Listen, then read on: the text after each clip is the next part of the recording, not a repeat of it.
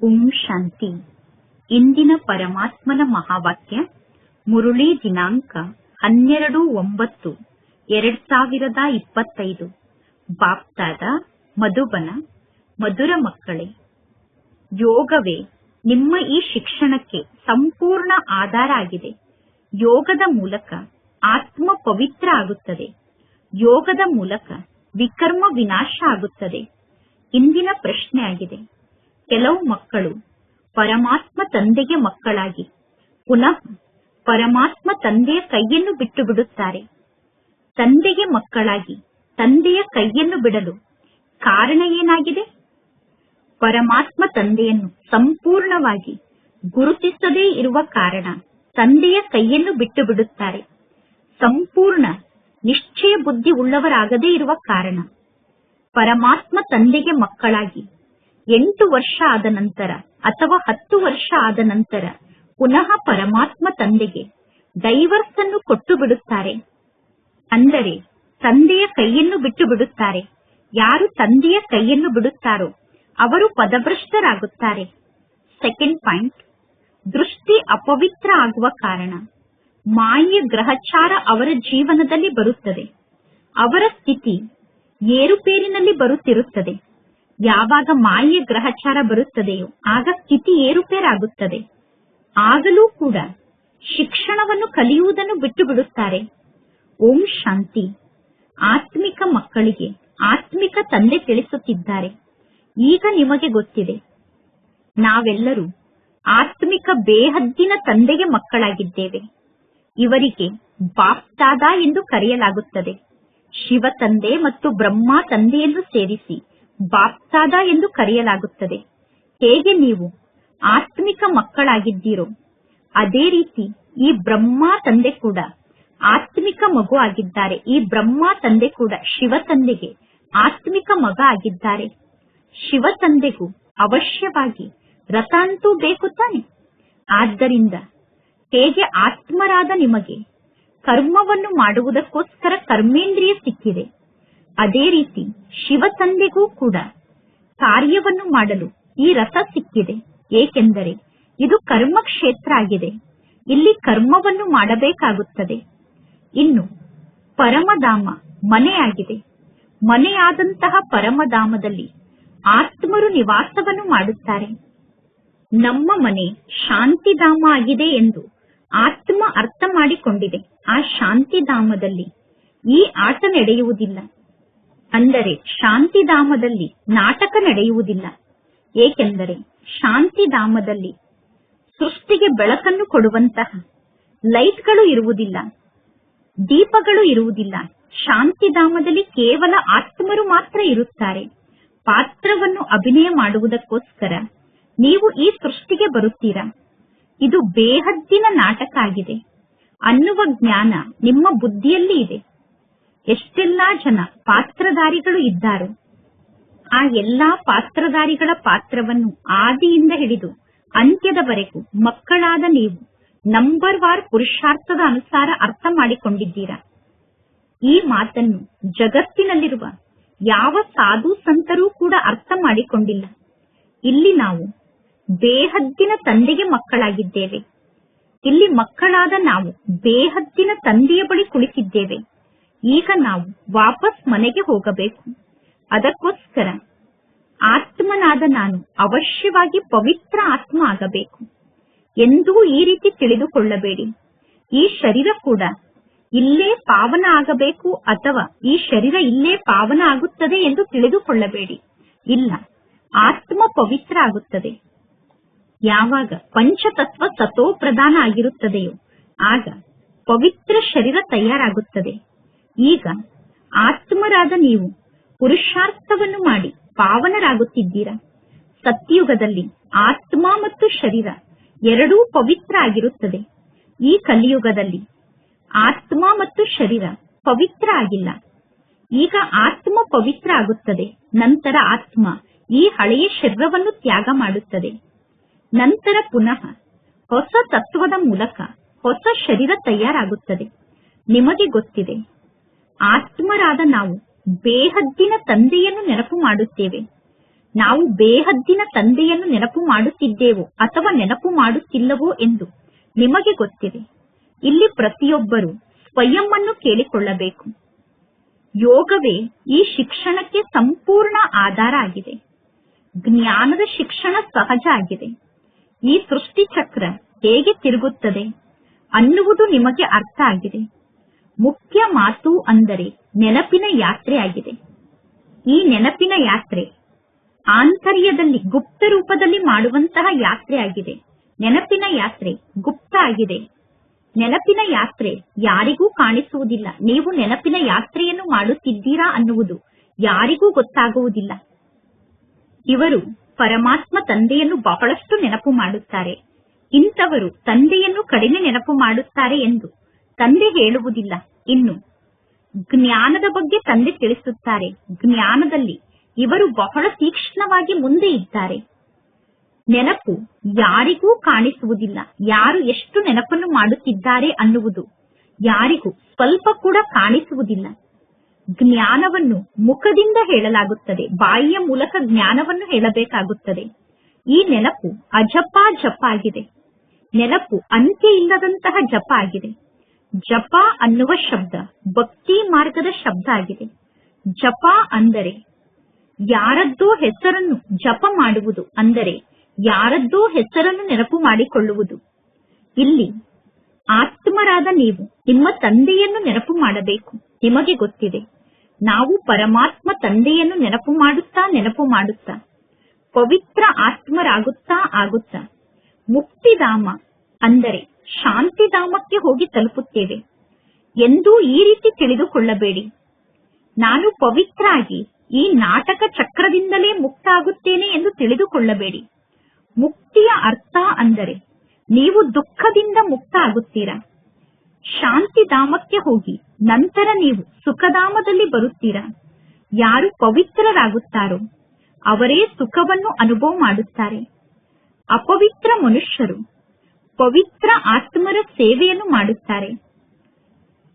ಪವಿತ್ರ ಆತ್ಮರಿಗೆ ಮಹಿಮೆಯನ್ನು ಮಾಡಲಾಗುತ್ತದೆ. ಪವಿತ್ರ ಆಗುವ ಮಾತಿನಲ್ಲೇ ಪರಿಶ್ರಮ ಇದೆ.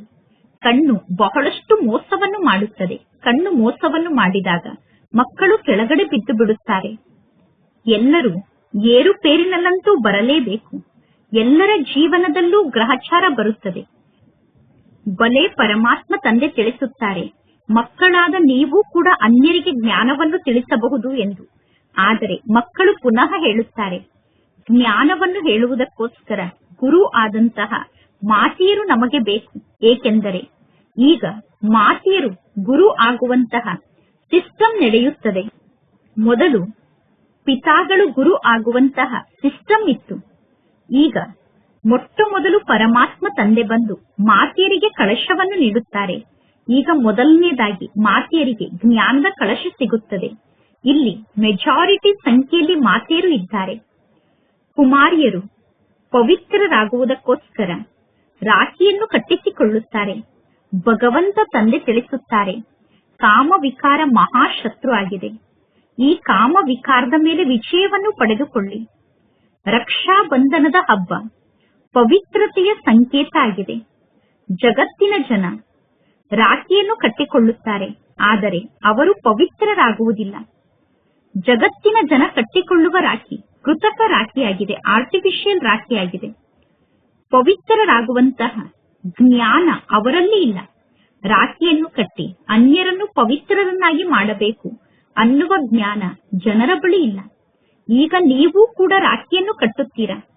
ನೀವು ರಾಖಿಯ ಅರ್ಥವನ್ನೂ ಕೂಡ ತಿಳಿಸುತ್ತೀರಾ ಮತ್ತು ಇಲ್ಲಿ ನೀವು ಪ್ರತಿಜ್ಞೆಯನ್ನು ಮಾಡಿಸುತ್ತೀರಾ. ಹೇಗೆ ಜಗತ್ತಿನಲ್ಲಿ ಸಿಖ್ಖರು ಖಡ್ಗವನ್ನು ಧರಿಸಿಕೊಳ್ಳುವಂತಹ ಸಂಕೇತ ಇದೆ, ಆದರೆ ಕಂಕಣವನ್ನು ಕಟ್ಟಿಕೊಂಡು ಅವರೇನು ಪವಿತ್ರರಾಗುವುದಿಲ್ಲ. ಪತಿತರನ್ನು ಪಾವನರನ್ನಾಗಿ ಮಾಡುವಂತಹ ಸರ್ವರ ಸದ್ಗತಿದಾತ ಒಬ್ಬ ಪರಮಾತ್ಮ ತಂದೆಯಾಗಿದ್ದಾರೆ. ಆ ಪರಮಾತ್ಮ ತಂದೆ ದೇಹದಾರಿಯಲ್ಲ. ನೀರಿನ ಗಂಗೆ ಈ ಕಣ್ಣಿಗೆ ಕಾಣಿಸುತ್ತದೆ. ನೀರಿನ ಗಂಗೆಯನ್ನು ಈ ಕಣ್ಣಿನ ಮೂಲಕ ನೋಡಬಹುದು. ಪರಮಾತ್ಮ ತಂದೆ ಸರ್ವರ ಸದ್ಗತಿದಾತ ಆಗಿದ್ದಾರೆ. ಸರ್ವರ ಸದ್ಗತಿದಾತ ಆದಂತಹ ಪರಮಾತ್ಮ ತಂದೆಯನ್ನು ಈ ಕಣ್ಣಿನಿಂದ ನೋಡಲು ಸಾಧ್ಯ ಇಲ್ಲ. ಆತ್ಮವನ್ನು ಕೂಡ ನೋಡಲು ಆಗುವುದಿಲ್ಲ. ಆತ್ಮ ಅಂದರೆ ಏನು ಎಂದು ಕಣ್ಣಿನಿಂದ ನೋಡಲು ಆಗುವುದಿಲ್ಲ. ಎಲ್ಲರೂ ಹೇಳುತ್ತಾರೆ, ನಮ್ಮ ಶರೀರದಲ್ಲಿ ಆತ್ಮ ಇದೆ, ಆ ಆತ್ಮವನ್ನು ನೀವು ನೋಡಿದ್ದೀರಾ ಎಂದು. ಆತ್ಮವನ್ನು ನೋಡಿದ್ದೀರಾ ಎಂದು ಕೇಳಿದಾಗ ನೋಡಿಲ್ಲ ಎಂದು ಹೇಳುತ್ತಾರೆ. ಇನ್ನು ಉಳಿದ ಎಲ್ಲಾ ವಸ್ತುವಿಗೂ ಹೆಸರಿದೆ ಅಂದ ಮೇಲೆ ಆ ವಸ್ತು ಅವಶ್ಯವಾಗಿ ಕಾಣಿಸುತ್ತದೆ. ಆತ್ಮಕ್ಕೂ ಹೆಸರಂತೂ ಇದೆ ತಾನೆ. ಎಲ್ಲರೂ ಹೇಳುತ್ತಾರೆ, ಭ್ರುಕುಟಿಯ ಮಧ್ಯದಲ್ಲಿ ಹೊಳೆಯುವಂತಹ ನಕ್ಷತ್ರ ಆತ್ಮ ಆಗಿದೆ ಎಂದು. ಆದರೆ ಆ ಆತ್ಮವನ್ನು ನೋಡಲು ಆಗುವುದಿಲ್ಲ. ಪರಮಾತ್ಮ ತಂದೆಯನ್ನು ನೆನಪು ಮಾಡುತ್ತಾರೆ. ತಂದೆಯನ್ನು ನೆನಪು ಮಾಡಿದರೂ ಕೂಡ ಅವರಿಗೆ ಏನೂ ಕಾಣಿಸುವುದಿಲ್ಲ. ಈ ಕಣ್ಣಿನ ಮೂಲಕ ಲಕ್ಷ್ಮೀ ನಾರಾಯಣರನ್ನು ನೋಡುತ್ತೀರಾ. ಬಲೆ ಲಿಂಗುವಿನ ಪೂಜೆಯನ್ನು ಮಾಡುತ್ತಾರೆ. ಆದರೆ ಆ ಲಿಂಗುವಿನ ಬಗ್ಗೆ ಯಾರಿಗೂ ಯಥಾರ್ಥವಾಗಿ ಗೊತ್ತಿಲ್ಲ. ಲಿಂಗುವನ್ನು ನೋಡುತ್ತಿದ್ದರೂ ಕೂಡ ಪರಮಾತ್ಮ ಅಂದರೆ ಯಾರಾಗಿದ್ದಾರೆ ಅನ್ನುವುದನ್ನು ಜನ ತಿಳಿದುಕೊಂಡಿಲ್ಲ. ಯಾರು ಪರಮಾತ್ಮ ತಂದೆಯ ಬಗ್ಗೆ ತಿಳಿದುಕೊಳ್ಳಲು ಸಾಧ್ಯ ಇಲ್ಲ. ಆತ್ಮ ಒಂದು ಸಣ್ಣ ಬಿಂದು ಆಗಿದೆ. ಆತ್ಮ ನೋಡಲು ಕಾಣಿಸುವುದಿಲ್ಲ. ಆತ್ಮವನ್ನೂ ಕೂಡ ನೋಡಲು ಆಗುವುದಿಲ್ಲ. ಪರಮಾತ್ಮ ತಂದೆಯನ್ನೂ ಕೂಡ ನೋಡಲು ಆಗುವುದಿಲ್ಲ. ಆತ್ಮದ ಬಗ್ಗೆ ಅರ್ಥ ಮಾಡಿಕೊಳ್ಳಬಹುದು, ಪರಮಾತ್ಮ ತಂದೆಯ ಬಗ್ಗೆ ಕೂಡ ಅರ್ಥ ಮಾಡಿಕೊಳ್ಳಬಹುದು. ಈಗ ನಿಮಗೆ ಗೊತ್ತಿದೆ, ನಮ್ಮ ತಂದೆಯಾದ ಪರಮಾತ್ಮ ತಂದೆ ಈಗ ಈ ಬ್ರಹ್ಮನ ತನುವಿನಲ್ಲಿ ಬಂದಿದ್ದಾರೆ. ಈ ಶರೀರದಲ್ಲಿ ಈ ಬ್ರಹ್ಮ ತಂದೆಯ ಆತ್ಮ ಕೂಡ ಇದೆ. ಪುನಃ ಪರಮಾತ್ಮ ತಂದೆ ತಿಳಿಸುತ್ತಾರೆ, ನಾನು ಕೂಡ ಈ ಬ್ರಹ್ಮನ ರಥದಲ್ಲಿ ವಿರಾಜಮಾನ ಆಗಿದ್ದೇನೆ. ಆದ್ದರಿಂದ ಬಾಪ್ತಾದ ಎಂದು ನೀವು ಹೇಳುತ್ತೀರಾ. ಈಗ ದಾದಾ ಆದಂತಹ ಈ ಬ್ರಹ್ಮ ತಂದೆಯನ್ನು ನೀವು ಈ ಕಣ್ಣಿನಿಂದ ನೋಡುತ್ತೀರಾ. ಪರಮಾತ್ಮ ಶಿವ ತಂದೆಯನ್ನು ಈ ಕಣ್ಣಿನಿಂದ ನೋಡಲು ಆಗುವುದಿಲ್ಲ. ನಿಮಗೆ ಗೊತ್ತಿದೆ, ಪರಮಾತ್ಮ ತಂದೆ ಜ್ಞಾನದ ಸಾಗರ ಆಗಿದ್ದಾರೆ. ಆ ಜ್ಞಾನದ ಸಾಗರ ಆದಂತಹ ತಂದೆ ಈ ಬ್ರಹ್ಮನ ಶರೀರದ ಮೂಲಕ ನಮಗೆ ಜ್ಞಾನವನ್ನು ತಿಳಿಸುತ್ತಿದ್ದಾರೆ. ಆ ಜ್ಞಾನದ ಸಾಗರ ಆದಂತಹ ತಂದೆ ಪತಿತ ಪಾವನ ಆಗಿದ್ದಾರೆ. ಪರಮಾತ್ಮ ತಂದೆ ಜ್ಞಾನದ ಸಾಗರ ಆಗಿದ್ದಾರೆ, ಪತಿತ ಪಾವನ ಆಗಿದ್ದಾರೆ. ನಿರಾಕಾರ ತಂದೆ ಹೇಗೆ ಮಾರ್ಗದ ಬಗ್ಗೆ ತಿಳಿಸುತ್ತಾರೆ? ಪ್ರೇರಣೆಯ ಮೂಲಕ ಯಾವ ಕೆಲಸವೂ ನಡೆಯುವುದಿಲ್ಲ. ಭಗವಂತ ತಂದೆ ಬರುತ್ತಾರೆ ಅನ್ನುವುದು ಯಾರಿಗೂ ಗೊತ್ತಿಲ್ಲ. ಶಿವ ಜಯಂತಿಯನ್ನು ಆಚರಣೆ ಮಾಡುತ್ತಾರೆ ಅಂದ ಮೇಲೆ ಅವಶ್ಯವಾಗಿ ಶಿವ ತಂದೆ ಈ ಸೃಷ್ಟಿಗೆ ಬರುತ್ತಾರೆ ತಾನೆ. ನಿಮಗೆ ಗೊತ್ತಿದೆ, ಆ ಪರಮಾತ್ಮ ತಂದೆ ಈಗ ನಮಗೆ ಶಿಕ್ಷಣವನ್ನು ಕಲಿಸುತ್ತಿದ್ದಾರೆ. ಪರಮಾತ್ಮ ಶಿವ ತಂದೆ ಈ ಬ್ರಹ್ಮನ ತನುವಿನಲ್ಲಿ ಬಂದು ಶಿಕ್ಷಣವನ್ನು ಕಲಿಸುತ್ತಾರೆ. ಪರಮಾತ್ಮ ತಂದೆಯನ್ನು ಸಂಪೂರ್ಣ ಅರ್ಥ ಮಾಡಿಕೊಳ್ಳದೇ ಇರುವ ಕಾರಣ, ತಂದೆಯನ್ನು ಸಂಪೂರ್ಣ ಗುರುತಿಸದೇ ಇರುವ ಕಾರಣ, ತಂದೆಯ ಬಗ್ಗೆ ನಿಶ್ಚಯ ಬುದ್ಧಿವುಳ್ಳವರಾಗದೇ ಇರುವ ಕಾರಣ, ಜ್ಞಾನ ಮಾರ್ಗಕ್ಕೆ ಬಂದು 8 ಅಥವಾ 10 ವರ್ಷ ಆದ ನಂತರವೂ ತಂದೆಗೆ ಡೈವರ್ಸ್ ಅನ್ನು ಕೊಟ್ಟು ಬಿಡುತ್ತಾರೆ. ಮಾಯೆ ಮಕ್ಕಳನ್ನು ಸಂಪೂರ್ಣ ಅಂಧರನ್ನಾಗಿ ಮಾಡಿಬಿಡುತ್ತದೆ. ಪರಮಾತ್ಮ ತಂದೆಗೆ ಮಕ್ಕಳಾಗಿ ಪುನಃ ತಂದೆಯ ಕೈಯನ್ನು ಬಿಡುವ ಕಾರಣ ಅವರ ಪದವಿ ಭ್ರಷ್ಟ ಆಗುತ್ತದೆ. ಈಗ ಮಕ್ಕಳಾದ ನಿಮಗೆ ಪರಮಾತ್ಮ ತಂದೆಯ ಪರಿಚಯ ಸಿಕ್ಕಿದೆ ಅಂದ ಮೇಲೆ ನೀವು ಅನ್ಯರಿಗೂ ಕೂಡ ತಂದೆಯ ಪರಿಚಯವನ್ನು ನೀಡಬೇಕು. ಋಷಿ ಮುನಿ ಮುಂತಾದವರು ಪರಮಾತ್ಮ ತಂದೆಯ ಬಗ್ಗೆ ನಮಗೆ ಗೊತ್ತಿಲ್ಲ ಗೊತ್ತಿಲ್ಲ ಎಂದು ಹೇಳುತ್ತಾ ಬಂದಿದ್ದಾರೆ. ಮೊದಲು ನಿಮಗೂ ಕೂಡ ಪರಮಾತ್ಮ ತಂದೆಯ ಬಗ್ಗೆ ಗೊತ್ತಿರಲಿಲ್ಲ. ಈಗ ನೀವು ಹೇಳುತ್ತೀರಾ, ಹೌದು, ನಮಗೆ ಪರಮಾತ್ಮ ತಂದೆಯ ಬಗ್ಗೆ ಗೊತ್ತಿದೆ. ತಂದೆಯ ಬಗ್ಗೆ ಗೊತ್ತಿರುವ ಕಾರಣ ನಾವೀಗ ಆಸ್ತಿಕರಾಗಿದ್ದೇವೆ. ಈ ಸೃಷ್ಟಿ ಚಕ್ರ ಹೇಗೆ ತಿರುಗುತ್ತದೆ ಅನ್ನುವುದು ನಿಮಗೆ ಗೊತ್ತಿದೆ. ಸಂಪೂರ್ಣ ಜಗತ್ತಿನಲ್ಲಿ ಇರುವಂತವರು ನಾಸ್ತಿಕರೇ ಆಗಿದ್ದಾರೆ. ಈ ಶಿಕ್ಷಣವನ್ನು ಕಲಿಯುವುದಕ್ಕಿಂತ ಮೊದಲು ನೀವು ಕೂಡ ನಾಸ್ತಿಕರೇ ಆಗಿದ್ದೀರಿ. ಈಗ ಪರಮಾತ್ಮ ತಂದೆ ತಿಳಿಸಿದ್ದಾರೆ. ನೀವೀಗ ಹೇಳುತ್ತೀರಾ, ನಮಗೆ ಪರಂಪಿತ ಪರಮಾತ್ಮ ತಂದೆ ಈ ಜ್ಞಾನವನ್ನು ತಿಳಿಸಿರುವ ಕಾರಣ ಈಗ ನಾವು ಆಸ್ತಿಕರಾಗಿದ್ದೇವೆ. ತಂದೆ ನಮಗೆ ಜ್ಞಾನವನ್ನು ತಿಳಿಸಿ ನಮ್ಮನ್ನು ಆಸ್ತಿಕರನ್ನಾಗಿ ಮಾಡಿದ್ದಾರೆ. ಮೊದಲು ನಮಗೆ ರಚಯಿತನ ಬಗ್ಗೆ ಗೊತ್ತಿರಲಿಲ್ಲ. ರಚನೆಯ ಆದಿ ಮಧ್ಯ ಅಂತ್ಯದ ಬಗ್ಗೆ ಗೊತ್ತಿರಲಿಲ್ಲ.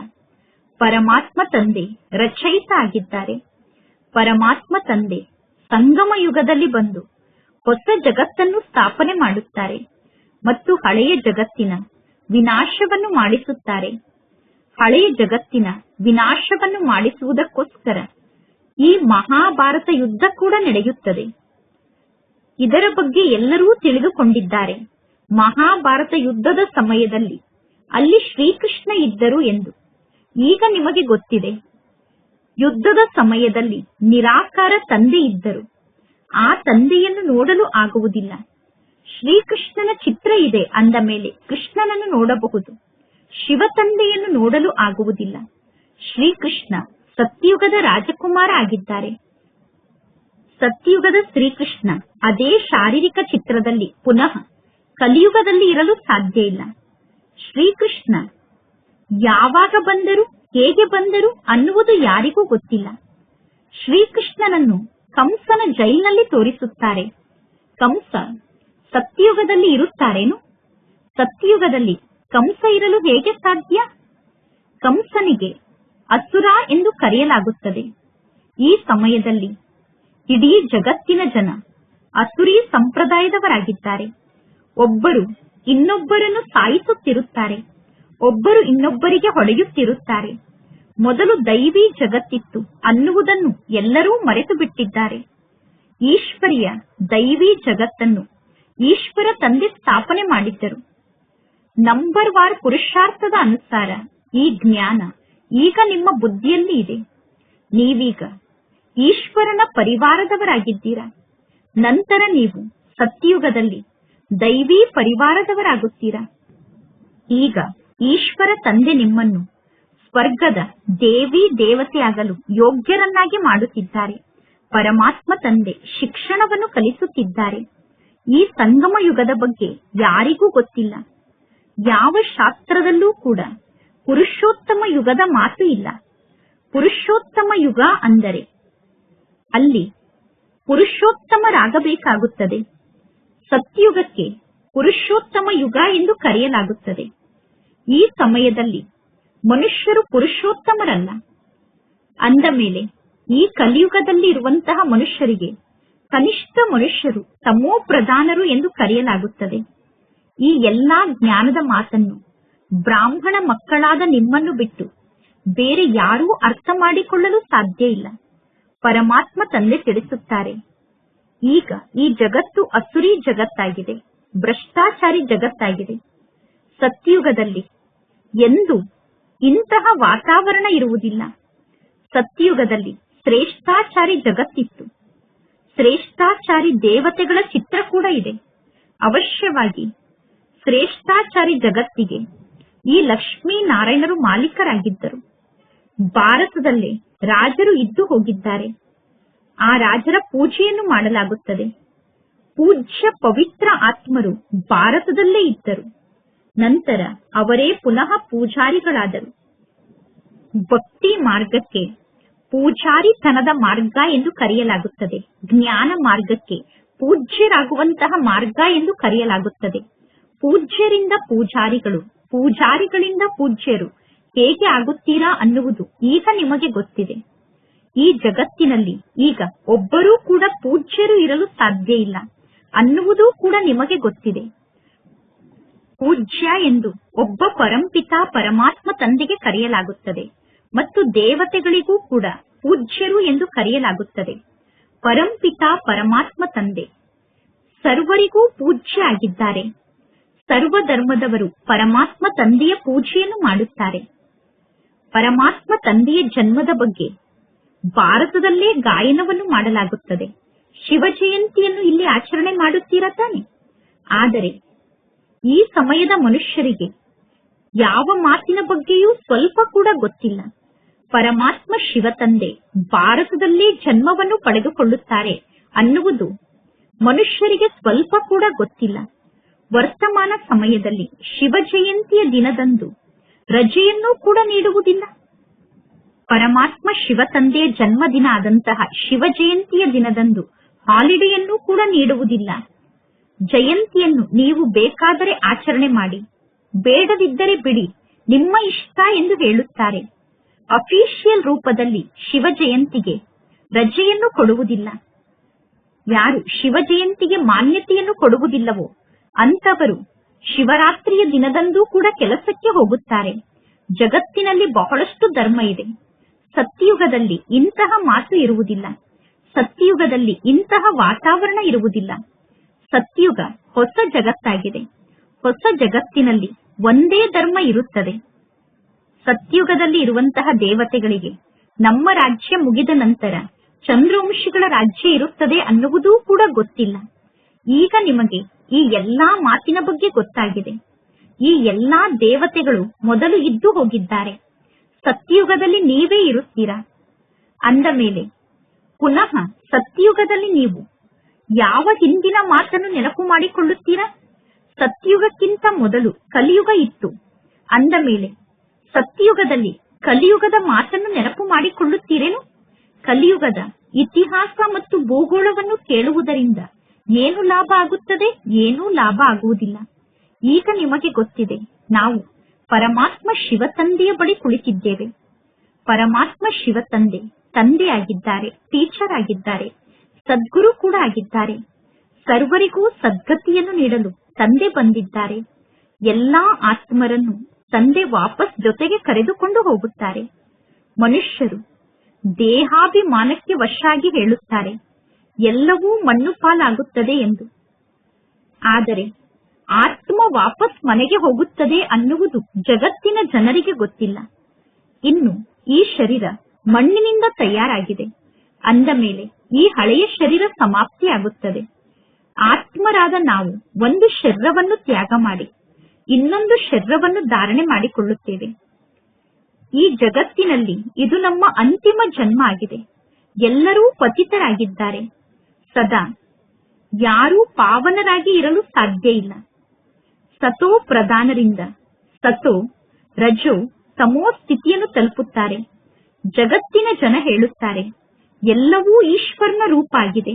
ಈಶ್ವರ ತಂದೆ ತಮ್ಮ ಅನೇಕ ರೂಪವನ್ನು ರಚನೆ ಮಾಡಿಕೊಂಡಿದ್ದಾರೆ ಆಟವನ್ನು ಆಡುವುದಕ್ಕೋಸ್ಕರ ಎಂದು ಜಗತ್ತಿನ ಜನ ಹೇಳುತ್ತಾರೆ. ಆದರೆ ತಂದೆ ಹೇಗೆ ಬರುತ್ತಾರೆ, ಏನು ಮಾಡುತ್ತಾರೆ ಅನ್ನುವ ಯಾವ ಲೆಕ್ಕದ ಬಗ್ಗೆಯೂ ಜನರಿಗೆ ಗೊತ್ತಿಲ್ಲ. ಮತ್ತು ಈ ಆಟವನ್ನು ಆಡುತ್ತಿರುವಂತಹ ಪಾತ್ರಧಾರಿಗಳ ಬಗ್ಗೆ ಕೂಡ ಗೊತ್ತಿಲ್ಲ. ಪರಮಾತ್ಮ ತಂದೆ ಕುಳಿತು ಇಡೀ ವಿಶ್ವದ ಇತಿಹಾಸ ಮತ್ತು ಭೂಗೋಳದ ಜ್ಞಾನವನ್ನು ತಿಳಿಸುತ್ತಾರೆ. ಆಟದಲ್ಲಿ ಪ್ರತಿಯೊಬ್ಬರ ಪಾತ್ರ ಬೇರೆ ಬೇರೆ ಆಗಿದೆ. ಪ್ರತಿಯೊಬ್ಬರ ಪದವಿ ಬೇರೆ ಬೇರೆ ಆಗಿದೆ. ಯಾರು ಎಂತಹ ಪದವಿಯನ್ನು ಪಡೆದುಕೊಳ್ಳುತ್ತಾರೋ ಆ ಪದವಿಗೆ ತಕ್ಕಂತೆ ಅವರಿಗೆ ಮಹಿಮೆಯನ್ನು ಮಾಡಲಾಗುತ್ತದೆ. ಈ ಎಲ್ಲಾ ಜ್ಞಾನದ ಮಾತನ್ನು ಪರಮಾತ್ಮ ತಂದೆ ಸಂಗಮ ಯುಗದಲ್ಲೇ ತಿಳಿಸುತ್ತಾರೆ. ಸತ್ಯಯುಗದಲ್ಲಿ ಪುನಃ ಸತ್ಯಯುಗದ ಪಾತ್ರ ನಡೆಯುತ್ತದೆ. ಸತ್ಯಯುಗದಲ್ಲಿ ಈ ಜ್ಞಾನದ ಮಾತು ಇರುವುದಿಲ್ಲ.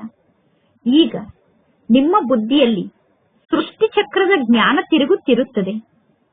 ನಿಮ್ಮ ಹೆಸರೇ ಸ್ವದರ್ಶನ ಚಕ್ರಧಾರಿಯಾಗಿದೆ. ಸತ್ಯಯುಗದಲ್ಲಿ ಲಕ್ಷ್ಮೀನಾರಾಯಣರ ಕೈಯಲ್ಲಿ ಸ್ವದರ್ಶನ ಚಕ್ರ ಇರುವುದಿಲ್ಲ. ಈ ಸಂಗಮ ಯುಗದಲ್ಲಿ ನಿಮ್ಮ ಬಳಿ ಸ್ವದರ್ಶನ ಚಕ್ರ ಇದೆ. ಮೂಲ ವತನದಲ್ಲಿ ಕೇವಲ ಆತ್ಮರು ಮಾತ್ರ ನಿವಾಸವನ್ನು ಮಾಡುತ್ತಾರೆ. ಇನ್ನು ಸೂಕ್ಷ್ಮ ವತನದಲ್ಲಂತೂ ಏನೂ ಇಲ್ಲ. ಮನುಷ್ಯರು, ಪ್ರಾಣಿಗಳು, ಪಕ್ಷಿಗಳು ಎಲ್ಲವೂ ಈ ಸೃಷ್ಟಿಯಲ್ಲೇ ಇದೆ.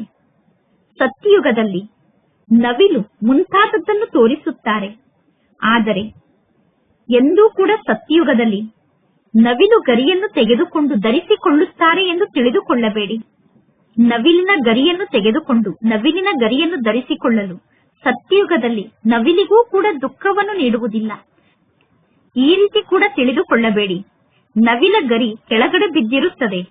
ಆ ಗರಿಯನ್ನು ತೆಗೆದುಕೊಂಡು ಕಿರೀಟದಲ್ಲಿ ಸೇರಿಸಿಕೊಳ್ಳುತ್ತಾರೆ ಎಂದು ತಿಳಿದುಕೊಳ್ಳಬೇಡಿ. ಇಲ್ಲ, ಕಿರೀಟದಲ್ಲಿ ಅಸತ್ಯ ಸಂಕೇತವನ್ನು ತೋರಿಸಲಾಗಿದೆ. ಅಂದರೆ ಕಿರೀಟದಲ್ಲಿ ನವಿಲ ಗರಿಯನ್ನೇನು ತೋರಿಸುತ್ತಾರೋ ಅದು ಅಸತ್ಯ ಮಾತಾಗಿದೆ. ಸತ್ಯಯುಗದಲ್ಲಿ ಕೇವಲ ಸುಂದರವಾದಂತಹ ವಸ್ತುಗಳೇ ಇರುತ್ತದೆ. ಸತ್ಯಯುಗದಲ್ಲಿ ಎಲ್ಲಾ ವಸ್ತುಗಳು ಸುಂದರ ಆಗಿರುತ್ತದೆ. ಕೊಳಕು ವಸ್ತುಗಳು ಸತ್ಯಯುಗದಲ್ಲಿ ಇರುವುದಿಲ್ಲ. ಸತ್ಯಯುಗದಲ್ಲಿ ಕೊಳಕು ವಸ್ತುವಿನ ಹೆಸರು ಚಿಹ್ನೆ ಕೂಡ ಇರುವುದಿಲ್ಲ. ಯಾವುದಾದರೂ ವಸ್ತುವನ್ನು ನೋಡಿ ತಿರಸ್ಕಾರ ಬರಲು ತಿರಸ್ಕಾರ ಬರುವಂತಹ ಯಾವ ಕೊಳಕು ವಸ್ತುವು ಸತ್ಯಯುಗದಲ್ಲಿ ಇರುವುದಿಲ್ಲ. ಈ ಕಲಿಯುಗದಲ್ಲಿ ಅನೇಕ ವಸ್ತುಗಳನ್ನು ನೋಡಿದಾಗ ತಿರಸ್ಕಾರ ಬರುತ್ತದೆ. ಸತ್ಯಯುಗದಲ್ಲಿ ಪ್ರಾಣಿಗಳಿಗೂ ಕೂಡ ದುಃಖ ಆಗುವುದಿಲ್ಲ. ಸತ್ಯಯುಗ ಎಷ್ಟು ಸುಂದರವಾಗಿರುತ್ತದೆ. ಅದರ ಹೆಸರೇ ಸ್ವರ್ಗ ಆಗಿದೆ, ಹೆವನ್ ಆಗಿದೆ, ಹೊಸ ಜಗತ್ತಾಗಿದೆ. ಈ ಹಳೆಯ ಜಗತ್ತಿನಲ್ಲಿ ನೋಡಿ, ಮಳೆ ಜೋರಾಗಿ ಬರುವ ಕಾರಣ ಎಷ್ಟೋ ಮನೆಗಳು ಬೀಳುತ್ತಿರುತ್ತದೆ, ಮನುಷ್ಯರು ಸಾಯುತ್ತಾರೆ. ಭೂಕಂಪ ಆದಾಗ ಎಲ್ಲವೂ ಮಣ್ಣು ಪಾಲಾಗಿ ಎಲ್ಲರೂ ಸತ್ತು ಹೋಗುತ್ತಾರೆ. ಭೂಕಂಪ ಆದಾಗ ಎಲ್ಲರೂ ಭೂಮಿಯ ಒಳಗಡೆ ಸಿಕ್ಕಿ ಹಾಕಿಕೊಂಡು ಸಾಯುತ್ತಾರೆ. ಸತ್ಯಯುಗದಲ್ಲಿ ಜನಸಂಖ್ಯೆ ಬಹಳ ಕಡಿಮೆ ಇರುತ್ತದೆ, ನಂತರ ಜನಸಂಖ್ಯೆ ವೃದ್ಧಿಯಾಗುತ್ತಾ ಹೋಗುತ್ತದೆ. ಮೊದಲು ಕೇವಲ ಸೂರ್ಯವಂಶಿಗಳು ಮಾತ್ರ ಇರುತ್ತಾರೆ. ಯಾವಾಗ ಜಗತ್ತು 25% ಹಳೆಯದಾಗುತ್ತದೆಯೋ ಆಗ ಪುನಃ ಚಂದ್ರವಂಶಿಗಳು ಇರುತ್ತಾರೆ. ಸತ್ಯುಗದ ಆಯಸ್ಸು 1250 ವರ್ಷ.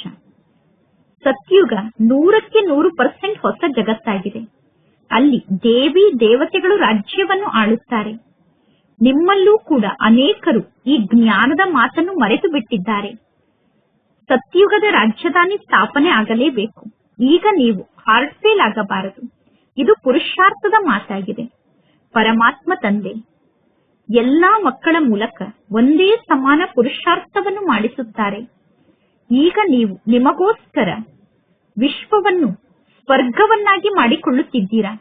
ಈಗ ನೀವು ನಿಮಗೋಸ್ಕರ ವಿಶ್ವದಲ್ಲಿ ಸ್ವರ್ಗದ ರಾಜ್ಯವನ್ನು ಸ್ಥಾಪನೆ ಮಾಡುತ್ತೀರಾ. ಅಂದ ಮೇಲೆ ನಾನೀಗ ಏನಾಗುತ್ತೇನೆ ಅಂದರೆ ನಾನು ಯಾವ ಪದವಿಯನ್ನು ಪಡೆದುಕೊಳ್ಳುತ್ತೇನೆ ಎಂದು ಸ್ವಯಂ ಅನ್ನು ನೋಡಿಕೊಳ್ಳಬೇಕು. ಒಳ್ಳೆಯದು, ಮಧುರಾತಿ ಮಧುರ ಅಗಲೆ ಹೋಗಿ ಮರಳಿ ಸಿಕ್ಕಿರುವ ಮಕ್ಕಳ ಪ್ರತಿ ಮಾತ್ಪಿತಾ ಬಾಪ್ತಾದರವರ ನೆನಪು, ಪ್ರೀತಿ ಹಾಗೂ ಸುಪ್ರಭಾತ. ಆತ್ಮಿಕ ಮಕ್ಕಳಿಗೆ ಆತ್ಮಿಕ ತಂದೆಯ ನಮಸ್ತೆ, ಆತ್ಮಿಕ ತಂದೆಗೆ ಆತ್ಮಿಕ ಮಕ್ಕಳ ನೆನಪು, ಪ್ರೀತಿ ಹಾಗೂ ನಮಸ್ತೆ ನಮಸ್ತೆ ನಮಸ್ತೆ. ಧಾರಣೆಗೋಸ್ಕರ ಮುಖ್ಯ ಸಾರ.